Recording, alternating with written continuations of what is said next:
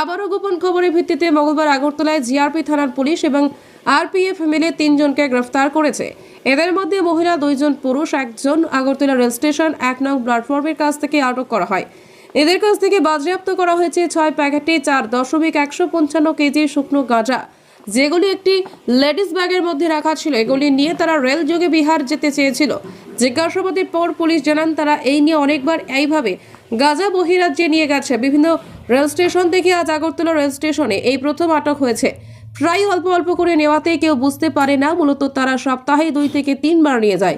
Police জানান উদ্ধার হওয়া গাঁজাগুলির আনুমানিক বাজার মূল্য হবে 48,000 টাকা। এর পরিপ্রেক্ষিতে আগরতলা জিআরপি থানাতে ওনাদের বিরুদ্ধে একটি এনডিপিএস ধারায় মামলা নেওয়া হয়। এর মধ্যে আরও কারা যুক্ত আছে, কাদের থেকেই মালগুলি আনা হয়েছে, এই নিয়ে জিআরপি থানার পুলিশ ওনাদের জোরালোভাবে জিজ্ঞাসাবাদ চালিয়ে যাচ্ছে।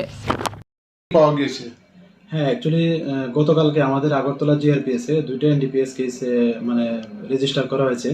তো প্রথম তো হলো যে 3 জন বিহারি, তাদের বাড়ি বিহারে, তাদেরকে অ্যারেস্ট করা হয়েছে আমাদের আগরতলা রেল স্টেশন থেকে, যেটা আমরা আগরতলা আরপিএফ এবং আগরতলা জিআরপিএস মিলে দুইটাই করেছি।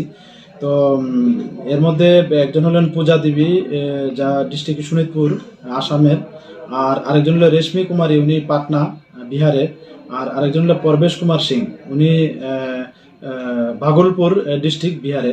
তো ওনাদের মানে তারা জয়েন্টলি আমাদের যে আগরতলা রেল স্টেশন আছে অল্প অল্প করে গাঁজা নিচ্ছে। তো আমাদের কাছে অনেকদিন ধরে খবর এবং আমরা অনেকদিন ধরে তাদেরকে ধরার চেষ্টা করছি। তো কালকে আমরা জয়েন্টলি আমরা এটা করতে পেরেছি এবং তাদের কাছ থেকে একটা লেডিস ব্যাগের মধ্যে 4 কেজি 150 গ্রাম গাঁজা পাওয়া যায় আর কি। তারা প্রত্যেক সময় এরকম অল্প অল্প করে নিয়ে যায়।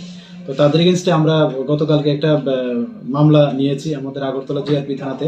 আজকে আমরা তাদের আগরতলা মহামান্য আদালতে প্রেরণ করছি।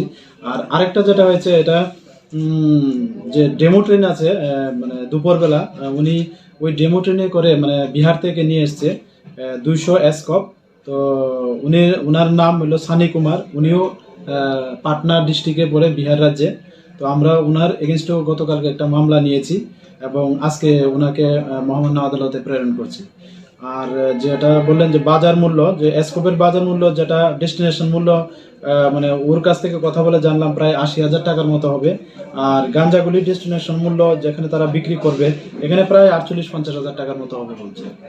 তাদেরকে কি পুলিশ রিমান্ড চাওয়া হবে? হ্যাঁ, তাদেরকে জুডিশিয়াল কাস্টডিতে রেখে আমরা ইন্টারোগেশন করবো, এরকম পুলিশ রিমান্ড চেয়েছে থেকে।